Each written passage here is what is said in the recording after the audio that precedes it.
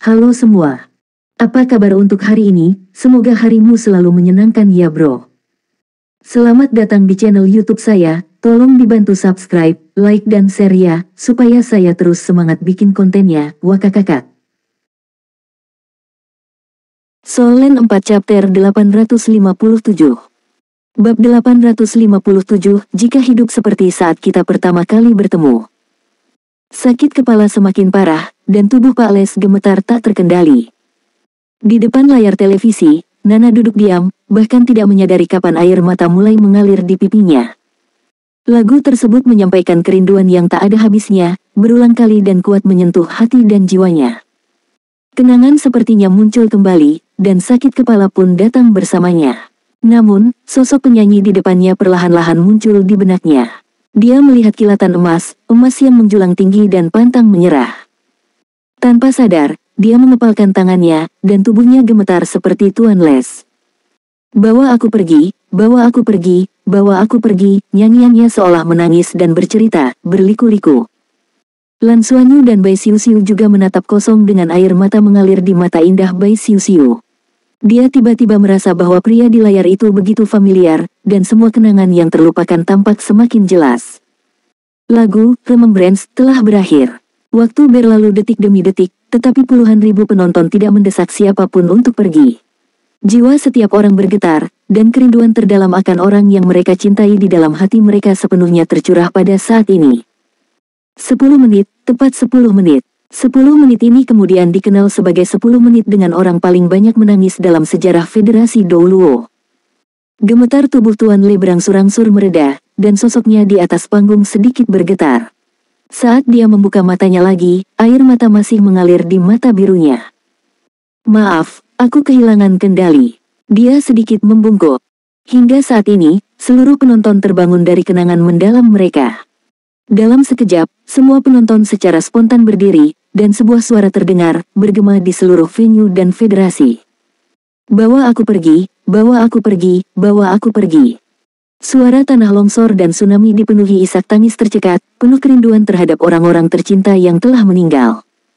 Tidak ada keraguan bahwa konser ini telah meledak ke setiap sudut federasi, dan reputasi Mr. Le juga akan mencapai ketinggian yang belum pernah terjadi sebelumnya. Namun, tidak ada yang bisa menggoyahkan gelarnya sebagai penyanyi dewa jiwa, bahkan melampauinya. Sorakan itu berlangsung selama 5 menit penuh hingga air mata Pak Le berhenti mengalir.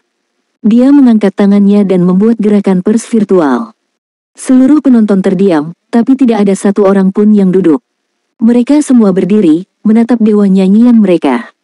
Rindu pada orang-orang yang kita sayangi, tapi kita harus melindungi orang-orang yang paling kita sayangi di sekitar kita, gumam Pak Le. Lindungi waktu, lindungi kamu.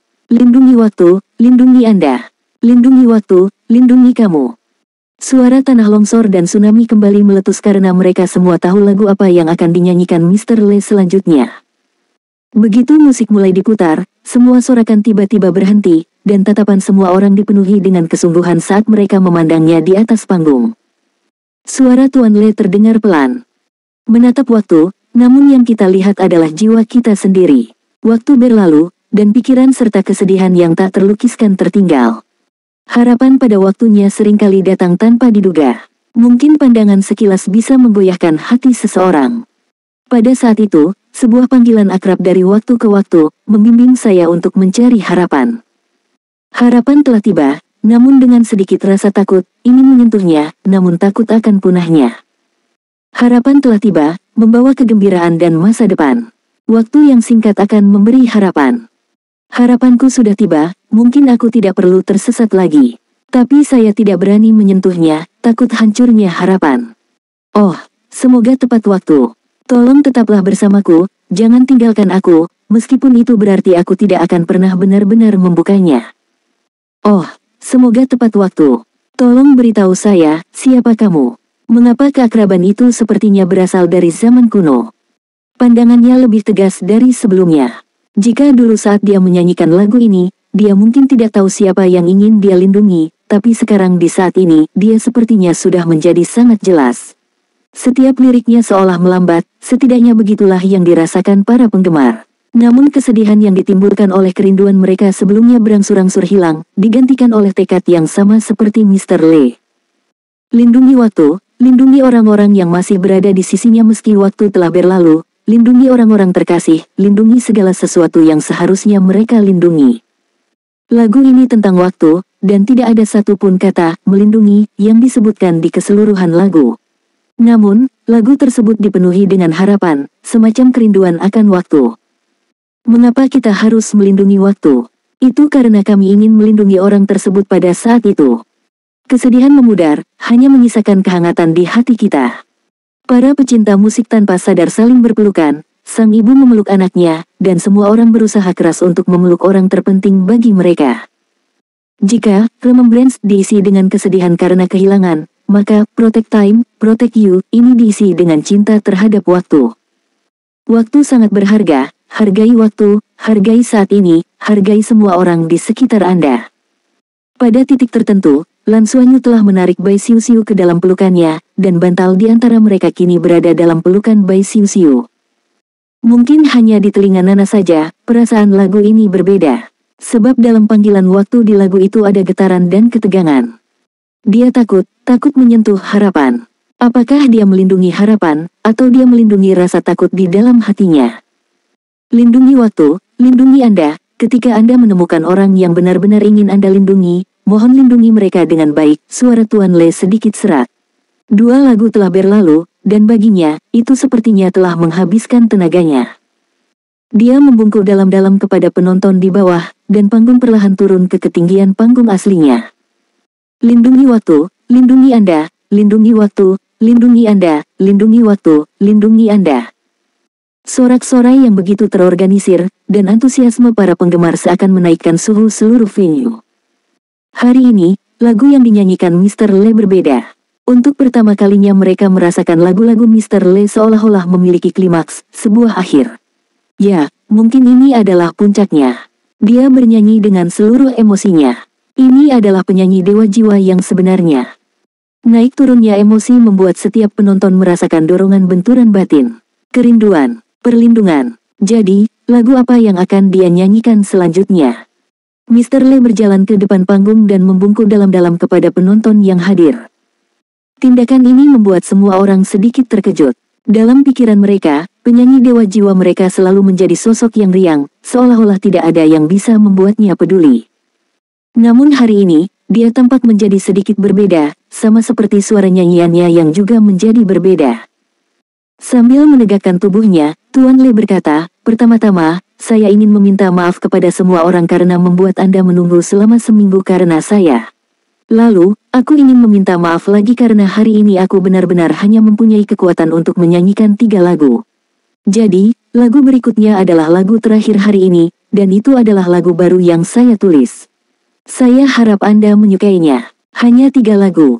Bahkan untuk konser Mr. Lee, ini sangat jarang terjadi. Dia hanya berencana menyanyikan 3 lagu hari ini. Namun, tidak ada penggemar yang mengajukan keberatan, terutama para penggemar di lokasi. Begitu kuatnya pengaruh kedua lagu itu di hati mereka, bahkan salah satunya pun mampu membuat mereka bernostalgia dalam waktu yang sangat lama. Terkadang, kuantitas tidak menjadi masalah. Yang penting adalah benturan dengan jiwa. Terlebih lagi, Tuan Le akan menyanyikan lagu baru. Menempatkannya di akhir, itu pasti menjadi lagu yang lebih hebat dari 2 lagu sebelumnya. Kejutan macam apa yang akan terjadi? Mata Tang Le membawa kenangan saat dia bergumam, melihatnya sepertinya membawa kembali sebuah kenangan. Itu adalah benturan jiwa, seolah sebuah panggilan dalam hidupku. Sepertinya dialah orang yang kurindukan, dan terlebih lagi orang yang ingin aku lindungi. Tapi ingatanku masih belum jelas, aku tidak bisa mengingat semua yang terjadi, aku hanya tahu dia penting, sangat penting. Jadi aku menulis lagu ini, untuk kenangan dan kenangan, berharap suatu hari nanti, aku bisa mengingat seperti apa dia saat pertama kali kami bertemu. Lagu ini, jika hidup seperti saat kita pertama bertemu, ini untukmu. Solen 4 chapter 858. Bab 858, kamu hanya memiliki aku. Saat kita pertama kali bertemu, kamu masih seperti anak kecil, dan aku melindungi kepolosan dan kemurnianmu. Saat kita bertemu lagi, kamu sudah dewasa, dan kamu memberiku kehangatan dan dukungan. Jalinan warna perak dan ungu adalah tanda paling mendalam di hati saya. Kenangan itu menyakitkan, tapi aku tidak bisa menahan diri untuk tetap bertahan. Mengapa kenangan begitu menyedihkan? Mengapa saya merasakan sakit terdalam dari masa lalu? Aku tidak bisa melihat atau menyentuhmu, tapi aku semakin merindukanmu. Siapa kamu? Siapa saya? Rasa sakitnya hanya fisik dan spiritual, tapi kerinduan sudah mendarah daging di hati saya.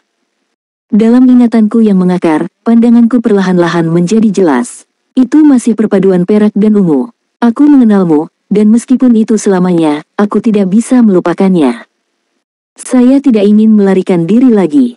Apa itu rasa sakit? Saya ingin berusaha untuk mengingat semua yang terjadi di masa lalu. Aku baru ingat, aku teringat sebuah kalimat yang pasti berhubungan dengan kamu dan aku. Meskipun aku tidak ingat apakah aku yang mengatakannya kepadamu, atau kamu yang mengatakannya kepadaku, tapi kalimat itu sangat jelas. Kamu hanya memiliki aku. 4 kata ini ada dalam ingatanku, 4 kata paling jelas dalam ingatanku. Kamu hanya memiliki aku. Siapa kamu? Siapa saya? Jika kehidupan bisa tetap seperti pertama kali kita bertemu, aku ingin kembali ke momen itu dan melihat lebih dekat. Apakah kamu hanya memilikiku, atau aku hanya memilikimu? Tidak ada melodi, karena tidak ada waktu untuk mengarang. Yang ada hanyalah nyanyian, dan suara yang jauh dan tertinggal. Kamu hanya memilikiku, atau aku hanya memilikimu? Pertanyaan jiwa berakhir, dengan suara pelan dan tidak nyata. Saat Tuan Le selesai bernyanyi, dia sepertinya tidak punya tenaga lagi untuk menopang tubuhnya. Dia berlutut dengan satu kaki dan menopang dirinya dengan satu tangan di tanah, karena rasa sakit yang hebat di otaknya membuatnya berkeringat tak terkendali dari dahinya. Dia sudah mengetahui konsekuensi menyanyikan lagu ini untuk memicu ingatan, tapi dia tetap melakukannya tanpa ragu-ragu. Sudah seminggu, dan setiap kali dia melihat sosok yang terjalin dengan warna perak dan ungu di benaknya, dia tidak lagi merasa pengecut. Betapapun sakitnya, dia ingin mencoba mengingat semua yang terjadi di masa lalu. Kegigihan yang belum pernah terjadi sebelumnya mendukungnya, dan upayanya untuk mengingat secara bertahap memberinya beberapa bagian halus. Dia penting, itu adalah sesuatu yang sekarang bisa dia yakini sepenuhnya. Wanita bernama Nana itu penting baginya, sangat penting. Persis seperti 4 kata yang diingatnya, kamu hanya memiliki aku. Meskipun dia masih tidak dapat mengingat sebagian besar ingatannya, dia memilih untuk tidak mundur. Tidak peduli seberapa besar rasa sakit yang harus dia tanggung, dia bersedia menanggungnya. Dia berharap dapat memulihkan ingatan masa lalunya dan mengingat kembali mengapa orang itu begitu penting baginya. Paman Le, Lan Xuanyu sudah melompat dari tempat tidur dan dengan gugup melihat ke layar. Namun saat itu, dia mendengar teriakan ketakutan, Guru Nana. Saat dia menoleh untuk melihat sofa di sebelahnya, dia melihat wajah Nana tiba-tiba berubah pucat luar biasa. Dia memegangi jantungnya dengan tangan kanannya, dan tubuhnya perlahan merosot ke sofa. Butir-butir keringat mengalir di dahinya. Mereka sudah mengenal Nana selama bertahun-tahun dan belum pernah melihatnya seperti ini. Lan Xuanyu segera mengangkat Nana dan membaringkannya di tempat tidur. Guru Nana, ada apa denganmu? Lan Xuanyu bertanya dengan cemas sambil meletakkan jarinya di pergelangan tangan Nana. Alis Nana berkerut, dan wajah cantiknya sepucat kertas, seluruh tubuhnya sedikit gemetar, seperti Tuan Le di layar. Xiu, tinggi dewa di sini bersama Nana, aku akan mencari tetua Su, kata Lan Xuanyu sambil bergegas keluar. Lan mungkin tidak ada di akademi saat ini, jadi mereka tidak bisa meminta bantuan Emerald Swan, dan hanya bisa mencari Penatua Su, yang sangat ahli dalam penyembuhan di Life School. Saat itu, Nana meraih pergelangan tangan Lan Xuanyu dengan kekuatan yang mengejutkan. Lan Xuanyu memandangnya dengan heran tetapi melihat Nana menggelengkan kepalanya dengan mata tertutup rapat. Dia harus berhenti dan berdiri bersama Bai Xiu di samping Nana, merasakan perubahan napasnya. Saat ini, Nana hanya merasakan sakit kepala yang luar biasa. Lagu itu, yang sepertinya menyiksa jiwa, sangat menggetarkan hatinya dan membangkitkan beberapa kenangan dari lubuk hatinya. Saat Tuan Le menyanyikan baris "Kamu Hanya Punya Aku", Nana merasakan otaknya meledak, seolah-olah pecahan kenangan yang tak terhitung jumlahnya hancur, menyebabkan rasa sakit yang luar biasa di dada dan otaknya yang belum pernah dia alami sebelumnya. Namun dalam pikirannya, sosok emas itu menjadi lebih kuat dalam sekejap. Siapa dia? Dia pasti mengenalnya karena lirik lagunya jelas ditujukan untuknya. Perasaan familiar itu tidak mungkin salah, dia pasti mengenalnya. Ingatan yang terfragmentasi terus membombardir otaknya, terus-menerus menstimulasi ingatannya, tetapi rasa sakit yang hebat juga meningkat, bahkan dengan kultivasinya, dia berjuang untuk menolaknya. Sepertinya ada sesuatu dalam hatinya yang menolak, menghalanginya untuk mengingat semuanya, mungkin karena masa lalu sudah terlalu banyak. Bai Xiuxiu menatap Lan Xuanyu dan berkata, apakah karena lagu Paman Le? Apakah mereka pernah saling kenal sebelumnya? Kamu bilang Paman Le juga menderita amnesia, begitu pula Guru Nana. Mereka. Lan Xuanyu juga agak bingung saat ini. Layar sudah menunjukkan Tuan Le meninggalkan panggung dengan bantuan staf. Saat ini, konser juga sedang kacau. Perubahan fisik mendadak Tuan Le membuat semua penggemar lengah. Jika bukan karena fakta bahwa, seandainya hidup ini seperti saat pertama kali kita bertemu, terlalu mengejutkan mereka akan menyadarinya lebih cepat dan kebingungannya akan menjadi lebih buruk. Tanpa mempedulikan konsernya lagi, Lan Xuanyu mematikan TV dan melepaskan kekuatan spiritualnya, diam-diam merasakan perubahan Nana. Ketika dia mencoba merasakan fluktuasi spiritual Nana, dia segera merasakan gelombang kekuatan spiritual yang menakutkan dan kacau di dalam pikirannya.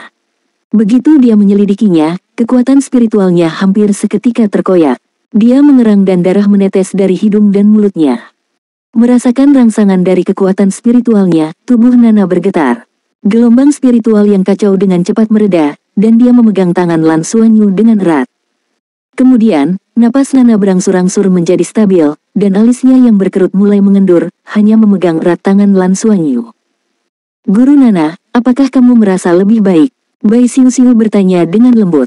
Nana menutup matanya dan mengangguk lembut. Setelah beberapa saat, dia akhirnya berhenti gemetar, dan napasnya juga menjadi tenang. Ketika dia membuka matanya lagi, dia melihat wajah khawatir Lan Xuanyu dan Bai Xiuxiu, serta noda darah di mulut dan hidung Lan Xuanyu. Dia segera merasa kasihan dan mengerutkan kening. Dia dengan lembut menariknya ke dalam pelukannya dan memeluknya erat. Anehnya, beberapa saat yang lalu, otaknya berdenyut kesakitan, tetapi begitu dia memeluk Lan Xuanyu, rasa sakit itu dengan cepat hilang, dan hatinya juga menjadi tenang.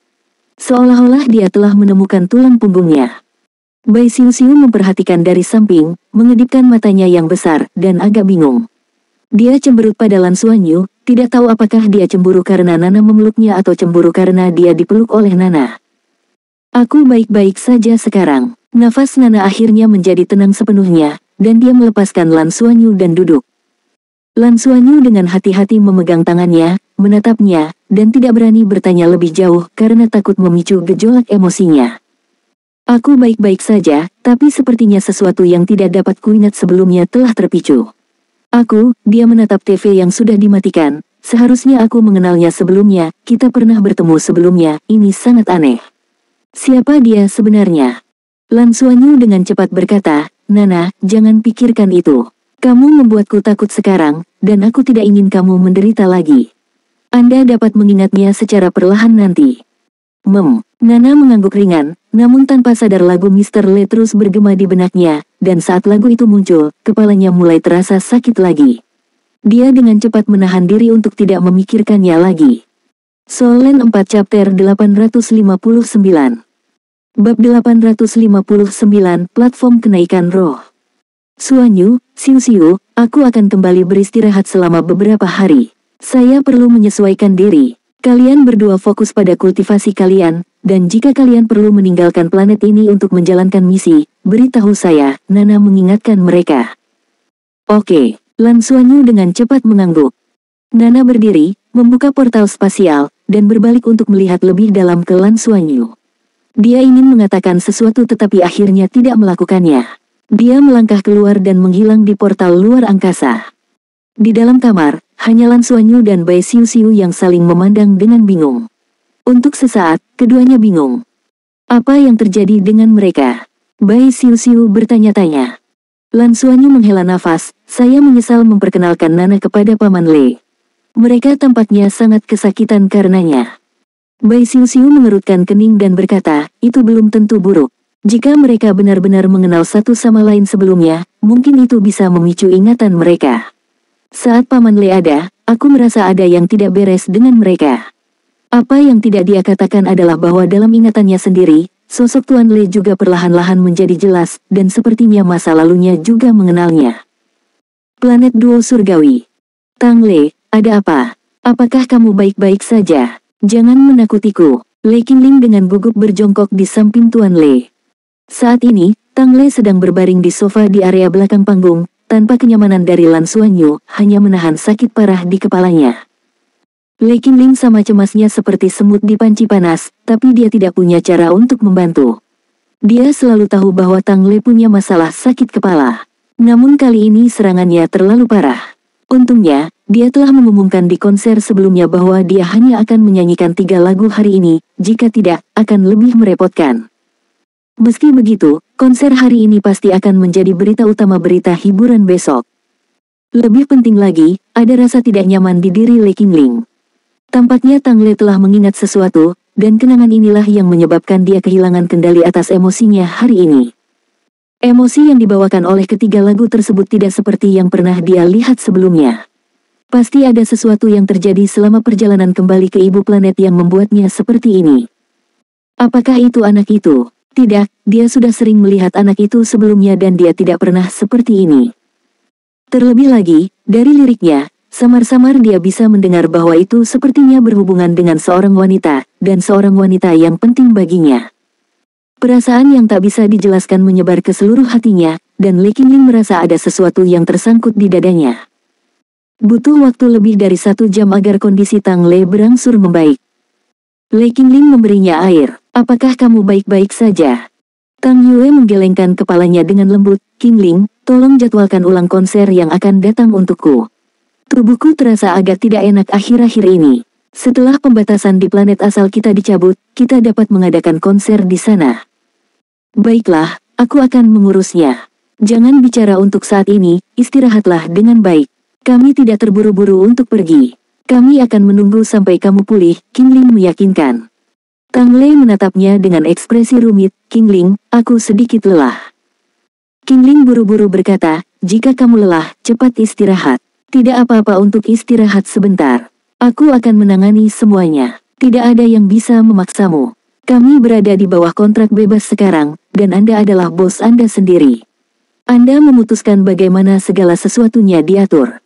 Terlebih lagi, dengan konser hari ini, meski kamu tidak tampil selama 1 tahun atau lebih, popularitasmu tidak akan menurun sedikit pun. Qingling. Berbaringlah sebentar dulu. Aku akan memeriksa bagaimana keadaan penonton di depan, kata Qingling, lalu segera berdiri dan bergegas menuju panggung. Tang Le berdiri di sana tercengang, menatap langit-langit ketika serpihan kenangan terus menusuk pikirannya. Lagu itu telah menyebabkan dia kesakitan yang luar biasa, tetapi sekarang setelah lagu itu dinyanyikan dan mungkin didengar olehnya, dia merasa seperti dia mengingat sesuatu. Dia harus kembali ke ibu planet dan bernyanyi di depannya, mungkin dia bisa memulihkan ingatannya yang sebenarnya. Nana telah pergi, dan Lan Xuanyu akan meneleponnya setiap hari untuk menanyakan kondisinya. Hanya ketika dia memastikan bahwa Nana memang baik-baik saja barulah dia akhirnya lengah. Sedangkan untuk Tuan Le, dia juga memastikan bahwa tubuhnya tidak terluka, namun dia perlu istirahat untuk jangka waktu tertentu. Meski ada kekhawatiran di hati mereka, baik Nana maupun Pak Le sepertinya tidak mau bicara banyak padanya. Akhirnya, Lan mungkin telah kembali bersama ibunya, dan Lan Xuanyu secara khusus meminta bantuan Penatua Su. Dengan bantuan tambahan dari biji, angsa zamrud, dan konsumsi setetes esensi kehidupan tingkat dewa pohon abadi, mereka mampu menutupi kesenjangan dalam kehidupan ibu Lan mungkin dan menyelamatkannya. Penatua Su tidak membujuk Lan Xuanyu, yang telah menggunakan setetes esensi kehidupan tingkat dewa, tetapi dia memberitahu Lan mungkin agar ibunya tinggal di planet induknya untuk sementara waktu, baik untuk menstabilkan kondisinya maupun untuk berkultivasi pada ibu mereka. Planet. Esensi kehidupan tingkat dewa benar-benar merupakan cara untuk membuka pintu menuju kekuatan tingkat dewa, terutama di planet induk mereka. Mampu mengonsumsi setetes esensi kehidupan tingkat dewa merupakan suatu keberuntungan mutlak bagi ibu Lan mungkin, yang telah memiliki tingkat kultivasi judul Douluo. Dengan beberapa waktu untuk mengumpulkan kekuatannya, mungkin ada peluang baginya untuk mencapai tingkat kekuatan tingkat dewa. Lan mungkin tidak mengucapkan sepatah kata pun terima kasih kepada Lan Xuanyu, tetapi semua orang mengerti bahwa dia telah kembali dan telah berubah. Pelatihannya menjadi sangat rajin. Dengan terselesaikannya masalah besar ini, Lan Xuanyu akan menghadapi masalah besar lainnya. Akademi telah secara resmi memberitahu dia waktu untuk pergi ke markas besar Pagoda Jiwa. Dia satu-satunya yang pergi, dan dia hanya punya satu persyaratan dari akademi, ceroboh. Lan Xuanyu memahami bahwa ini terutama karena akademi tidak ingin menarik terlalu banyak perhatian. Markas besar Pagoda Jiwa terletak tidak jauh dari kota Shrek. Pendirinya adalah pemimpin generasi 7 monster Shrek dan Spirit Ice Doulo yang legendaris, Huo Yuhao, yang juga menciptakan jiwa roh. Namun seiring berjalannya waktu, Pagoda Jiwa mengalami beberapa penyimpangan. Ditambah dengan manfaat besar yang dibawa oleh jiwa roh, pengaruh Pagoda Jiwa berkembang pesat, dan tentu saja tidak ingin kalah dengan siapapun, yang menyebabkan konflik dengan Sekte Tang dan Akademi Shrek. Federasi juga melihat hal ini sebagai hal yang baik. Bagaimanapun, Pagoda Jiwa, dalam arti tertentu, juga berasal dari Sekte Tang dan Akademi Shrek. Jika ketiga kekuatan besar ini benar-benar harmonis, federasi pun tidak akan mampu menyeimbangkannya. Akademi Shrek adalah akademi pertama di benua ini, dan Sekte Tang memiliki kemampuan penelitian tertinggi. Ditambah lagi dengan Pagoda Jiwa, yang mengendalikan jiwa-jiwa. Sekte Tang dan Pagoda Jiwa adalah kekuatan yang kaya dan berkuasa, jadi apa gunanya keberadaan federasi? Oleh karena itu, federasi selalu menjadi pemain di belakang layar, mendukung tindakan Pagoda Jiwa melawan Sekte Tang dan Akademi Shrek. Menurut legenda, Akademi Shrek pernah dihancurkan ribuan tahun yang lalu, dan konon ada hubungannya dengan Pagoda Jiwa. Sejak umat manusia berkembang ke era antar bintang dan dimulainya perjalanan dan imigrasi antar bintang, hubungan antara tiga kekuatan besar menjadi relatif harmonis, namun masih banyak rencana di balik layar. Ketika Lan Xuanyu tiba di depan markas besar Pagoda Jiwa, dia terkejut. Itu adalah menara yang sangat besar, menara setinggi 13 lantai yang telah diperluas beberapa kali, memberikan kesan menjulang tinggi. Itu menutupi area yang sangat luas dan sebagian besar berwarna hitam, memancarkan kilau samar. Bagi para master jiwa, ini jelas merupakan tanah suci, karena Pagoda Jiwa menjual berbagai roh yang berusia di bawah 100.000 tahun, yang sangat diperlukan oleh hampir semua master jiwa. Pagoda Jiwa juga memiliki tempat seperti platform kenaikan roh, yang dapat meningkatkan batas usia cincin jiwa. Kecuali anomali seperti Lan Xuanyu, master jiwa manapun dalam proses kultivasi pasti harus berhubungan dengan Pagoda Jiwa, dan akan meminta bantuan dari mereka. Soul Land 4 Chapter 860 Bab 860, Markas Besar Pagoda Jiwa. Di dekat markas besar Pagoda Jiwa, ada juga Akademi Pagoda Jiwa. Niat awal didirikannya akademi ini adalah untuk bersaing dengan Akademi Shrek. Namun, segalanya tidak berjalan sesuai rencana dan pada akhirnya tidak dapat mencapai level yang sama. Beberapa hal tidak dapat dilakukan dengan baik hanya dengan uang. Fondasi Akademi Shrek tetap tak tergoyahkan, dan hingga hari ini, tidak ada akademi lain yang dapat menandinginya. Apalagi setelah rekonstruksi yang terjadi 10.000 tahun lalu, dengan pohon abadi sebagai inti akademi, tidak ada yang pernah berpikir untuk bersaing dengannya lagi. Lan Xuanyu menaiki tangga periferal dan segera tiba di pintu masuk utama markas besar Pagoda Jiwa. Platform Ascension dikatakan sebagai dunia semi-virtual dan semi-nyata. Beberapa juga mengatakan itu adalah ruang kecil yang dibuka oleh Pagoda Jiwa, khusus bagi para master jiwa untuk berlatih dan meningkatkan cincin jiwa mereka. Di dalam platform Ascension, ada berbagai makhluk jiwa, ada yang kuat, ada yang lemah.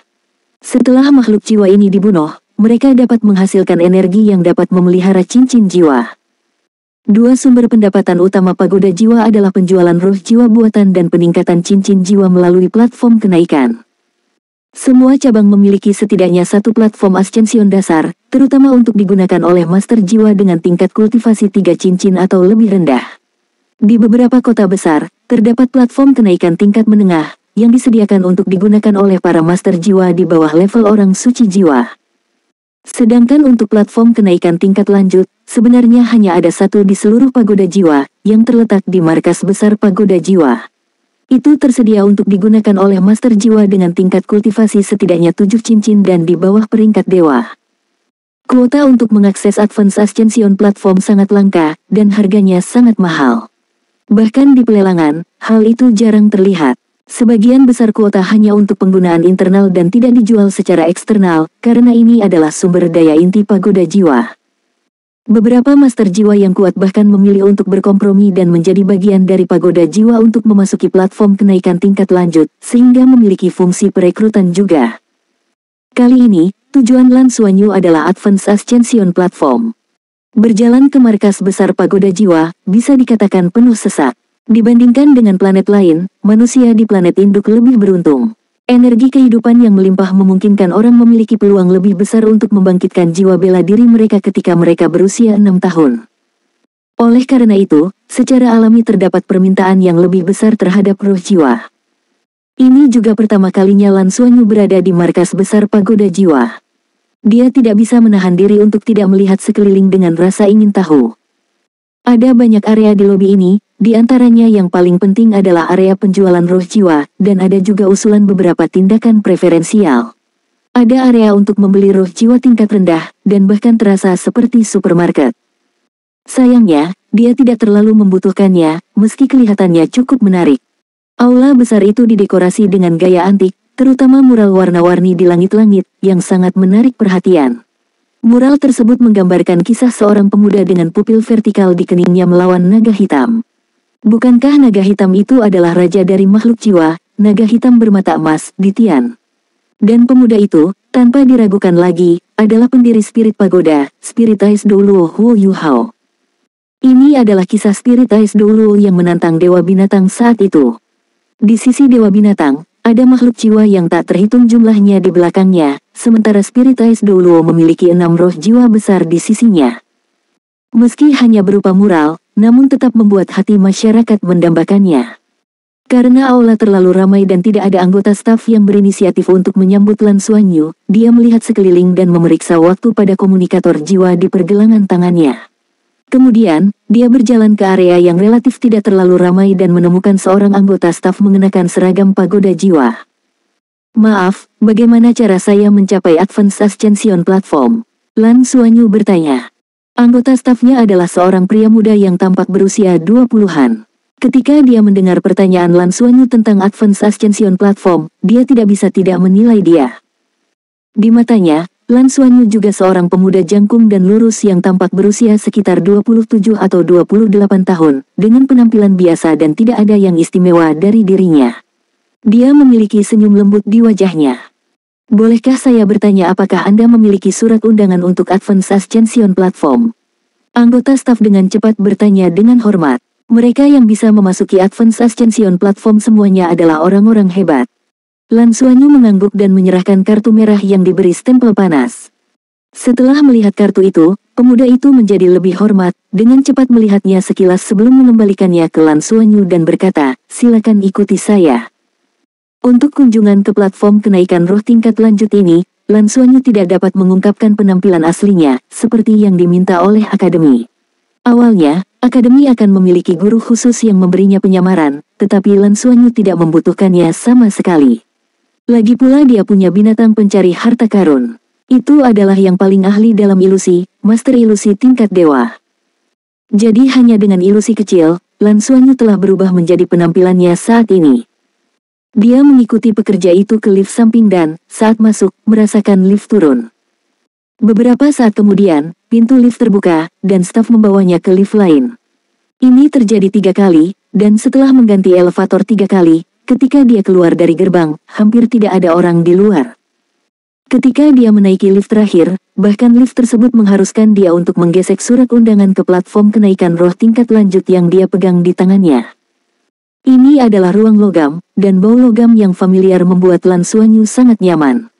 Dindingnya juga terbuat dari paduan, dan sejumlah logam langka dicampur di dalamnya, membuat ketangguhan dan stabilitas logam jauh lebih unggul daripada paduan biasa. Seberapa kaya mereka? Berapa banyak logam langka yang mereka gunakan? Lan Xuanyu berpikir jika dia punya waktu untuk menggali sendiri logam-logam ini dan memurnikannya, dia bisa mendapatkan logam langka dalam jumlah besar. Dia tanpa sadar menyentuh dinding, mengandalkan keakraban dan intuisinya dengan logam, serta persepsi spiritualnya. Dia bisa merasakan dinding logam itu tebalnya setidaknya 2 kaki. Pagoda jiwa sangat kaya. Setelah melewati koridor, sebuah pintu besi besar melintas di depan. Staf dengan hormat berkata, silakan gunakan undangan untuk masuk.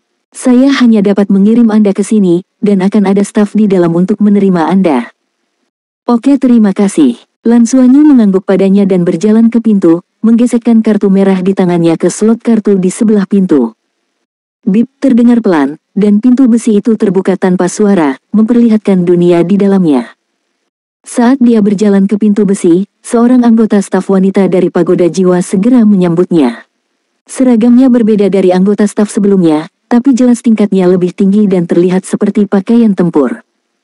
Selamat datang di platform Ascension tingkat lanjut. Silakan ikuti saya. Anggota staf wanita tersebut memiliki penampilan di atas rata-rata, dan seragam ketatnya menggambarkan lekuk tubuhnya, yang cukup menarik. Saat Lan Xuanyu mengikutinya ke dalam, dia melihat sekeliling. Ini adalah aula melingkar besar dengan diameter lebih dari 100 meter, dan terdapat struktur yang menyerupai ruang simulasi di sekitarnya, namun jauh lebih besar dari ruang simulasi manapun yang pernah dilihatnya. Anggota staf wanita membawa Lan Xuanyu masuk, dan banyak instrumen tersusun rapi di depannya. Halo, apakah ini pertama kalinya Anda berada di Advanced Ascension platform kami? Anggota staf itu bertanya. Lan Xuanyu mengangguk dan berkata, ya, ini pertama kalinya bagiku. Kalau begitu izinkan saya memperkenalkan Anda terlebih dahulu tentang cara kami menggunakan platform Ascension tingkat lanjut kami. Anggota staf perempuan itu tersenyum dan menjelaskan. Pertama, saya perlu memverifikasi identitas Anda dan memastikan identitas Anda cocok dengan informasi di undangan Anda. Kedua, saya perlu memeriksa cincin jiwa Anda untuk memastikan bahwa Anda memiliki kemampuan untuk memasuki platform kenaikan tingkat lanjut. Bagaimanapun, Advanced Ascension platform masih membawa beberapa risiko. Anda harus tahu bahwa platform Ascension kami tidak sepenuhnya dunia virtual, dan rasa sakit yang dirasakan adalah nyata dan 100% asli. Jika Anda tiba-tiba mengalami pukulan berat, terutama pada tingkat spiritual, hal ini dapat mempengaruhi keadaan kehidupan Anda yang sebenarnya. Jadi harap berhati-hati. Setelah pemeriksaan, Anda dapat memasuki Ascension platform dan memulai petualangan Anda. Kami akan memberi Anda teleporter. Jika Anda menghadapi bahaya yang tidak ada duanya di dalam platform Ascension tingkat lanjut, Anda dapat mengaktifkan teleporter kapan saja untuk kembali ke sini dan mengakhiri perjalanan Anda di platform Ascension tingkat lanjut.